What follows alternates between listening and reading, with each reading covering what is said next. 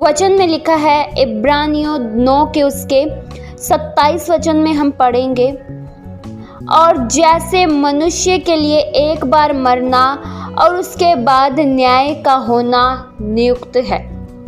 प्रियो, हर मनुष्य मरेगा, चाहे वह धनी हो, चाहे कंगाल हो, चाहे बड़ी जाति का हो, चाहे छोटी जाति का हो, चाहे कोई प्रधान हो, चाहे कोई पास्टर हो, चाहे वकील हो, कोई भी, हर मनुष्य का मरना नियुक्त है।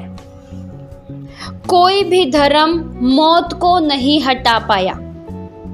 कोई भी ऐसा धर्म नहीं है कि अगर उस धर्म में चले गए तो हम नहीं मरेंगे, ऐसा नहीं है। और मृत्यु से कोई भी मनुष्य भाग नहीं सकता है। लेकिन क्या प्रियो, आपको मृत्यु का डर रहता है? क्या आपको मौत के नाम से डर लगता है? क्या आप भी मौत का नाम नहीं सुनना चाहते हैं? क्या आपको भी डर लगता है जब आपके पड़ोस में किसी की मौत हो जाए? क्या आप भी ये सोचते हैं कि मौत के बाद क्या है? मौत के बाद कैसा जीवन है?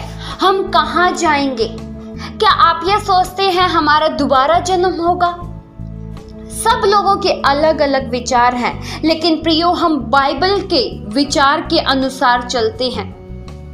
हम अपने विचार के अनुसार नहीं, हम लोगों के कहे अनुसार नहीं, हम लोगों की मान्यता के अनुसार नहीं, लेकिन जो सच्चा वचन कहता है हम उसके अनुसार जीवन जीते हैं। और सच्चा वचन क्या कहता है, यह है हमें पता होना बहुत ज़रूरी है।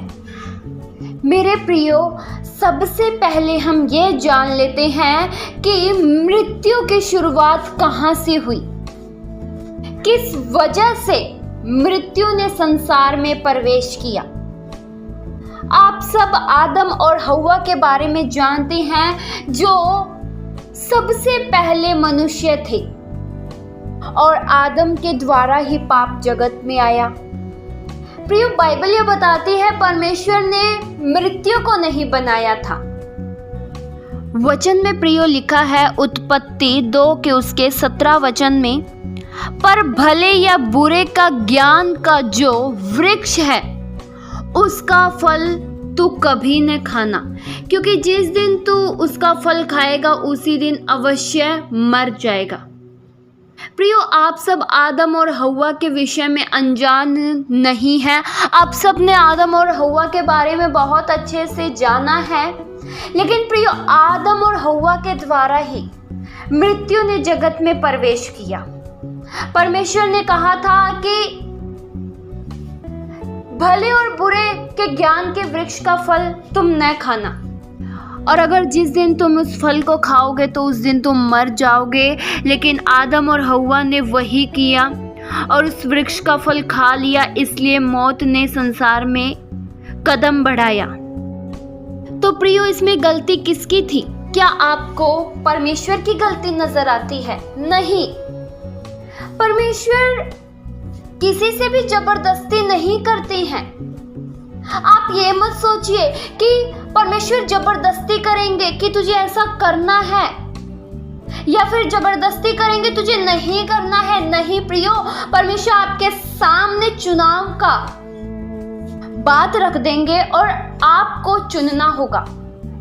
बाइबल बताती है परमेश्वर हमारे सामने 2 तरह के मार्ग खुले रहते हैं, भले का और बुरे का, सही का, गलत का, सकरा, चौड़ा, लेकिन उसमें चलना आपको है। उस सही मार्ग को चुनकर कदम आपको बढ़ाना है। तो प्रियो, मौत की शुरुआत आदम और हव्वा के पाप की वजह से हुई। परमेश्वर ने मौत को नहीं बनाया। परमेश्वर ने तो इतना खूबसूरत सब कुछ बनाया, इतनी अच्छी सृष्टि बनाई, सब कुछ अच्छा चल रहा था, सब कुछ उस अदन की वाटिका में मौजूद था। कोई जानवर किसी का शिकार नहीं करता था, सब प्रेम से रहते थे। लेकिन प्रियो, उन आदम और हव्वा की गलती की वजह से ना सब कुछ बिगड़ गया। उन्होंने जो गलत कदम बढ़ाया ना परमेश्वर की आज्ञा के उल्लंघन का, उसकी वजह से आज इस संसार में बहुत कुछ असर देखने को मिलता है। आदम हव्वा के पाप की वजह से, आज्ञा उल्लंघन की वजह से पूरी मानव जाति क्या हो गई? पापी हो गई। अब प्रियो, सवाल यह उठता है, क्या एक मसीह व्यक्ति को मौत से डरना चाहिए? प्रियो, अगर हम अन्य जाति लोगों की बात करें ना, जो बाहर के हैं, जो यीशु मसीह को नहीं जानते हैं, उन्हें बहुत मृत्यु का डर लगता है। उन्हें पता नहीं है मौत के बाद क्या होगा। उन्हें लगता है वे भूत बनकर भटकेंगे, किसी को लगता है कि वे जानवर बनकर इस संसार में आएंगे, किसी को लगता है कीड़ी बन जाएंगे, किसी को लगता है बंदर बन जाएंगे। लेकिन प्रियो, एक मसीह व्यक्ति इन सब संदेह में नहीं रहता है। एक मसीह व्यक्ति के जीवन में ये सब बातों का डाउट नहीं रहता है, क्योंकि बाइबल साफ साफ सब कुछ बयान करती है। बाइबल साफ साफ बताती है कि मरने के बाद क्या होगा, मरने के बाद न्याय होगा, हर मनुष्य का मरना नियुक्त है। लेकिन प्रियो, क्या एक मसीह व्यक्ति को मरने का डर होना चाहिए? प्रियो, मरने का डर क्यों होता है? क्यों? क्योंकि लोगों को लगता है उनका जीवन समाप्त हो जाएगा। उन्हें लगता है उन्हें एक अपना ये पृथ्वी पर का घर छोड़कर जाना पड़ेगा। उन्हें अपना घर, गाड़ी, पैसा, नौकरी सब कुछ छोड़कर जाना पड़ेगा। और मरने से डर उन्हें लगता है जिनका मन इस संसार पर लगा है, जिनके पास स्वर्ग की इच्छा नहीं है, जिन्हें ये नहीं पता है कि उनके लिए एक बहुत अच्छी जगह तैयार की गई है। क्या आपको पता है प्रियो, आपके लिए स्वर्ग में एक बहुत ही खूबसूरत जगह तैयार की गई है। आपके लिए स्वर्ग में एक बहुत ही सुंदर जगह तैयार की गई है।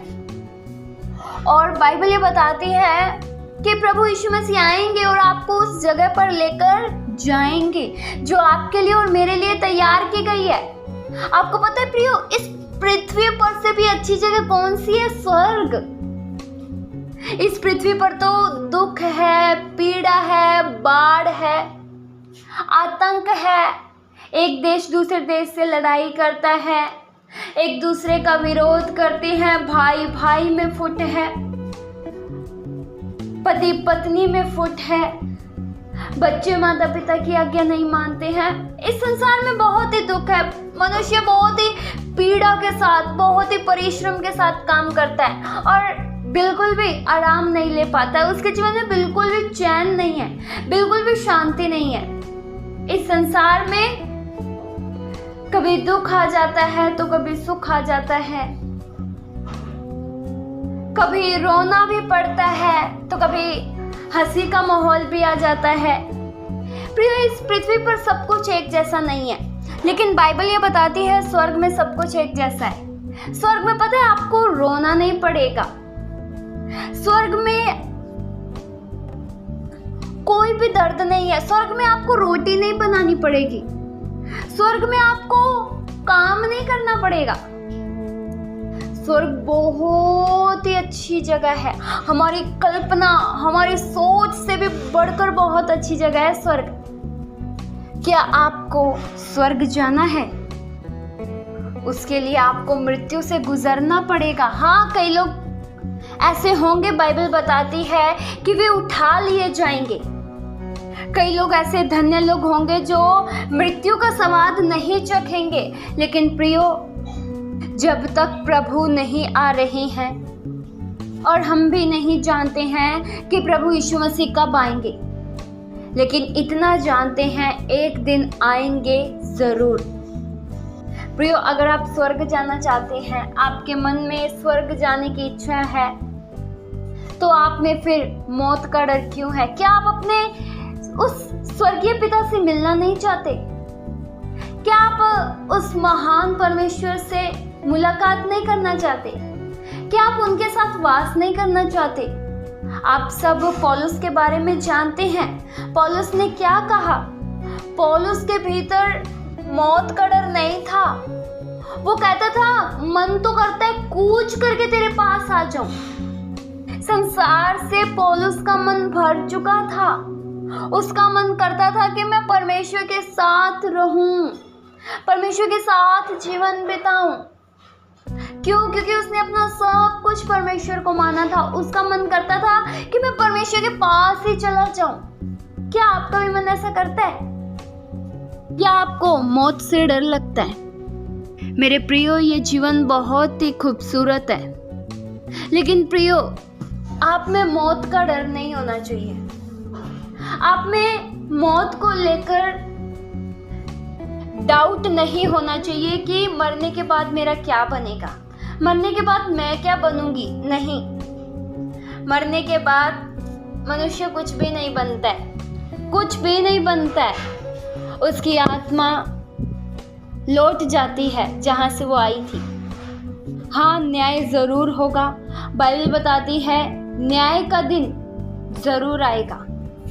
वचन में प्रियो लिखा है फिलिपियो 1 के उसके 21 वचन में, क्योंकि मेरे लिए जीवित रहना मसीह है और मर जाना लाभ है।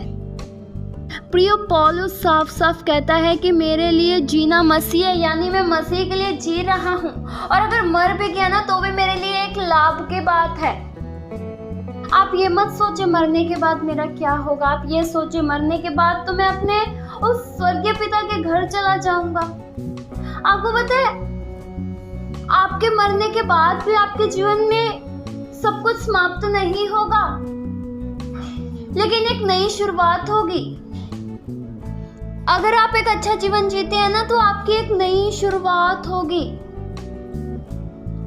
आपने इस संसार में रहकर इतनी अच्छी मसीहत की दौड़ दौड़ी है, और आप दौड़ते भी जा रहे हैं, लेकिन अगर आप सोचिए स्वर्ग राज्य में ही प्रवेश न कर पाए तो सब कुछ व्यर्थ होगा।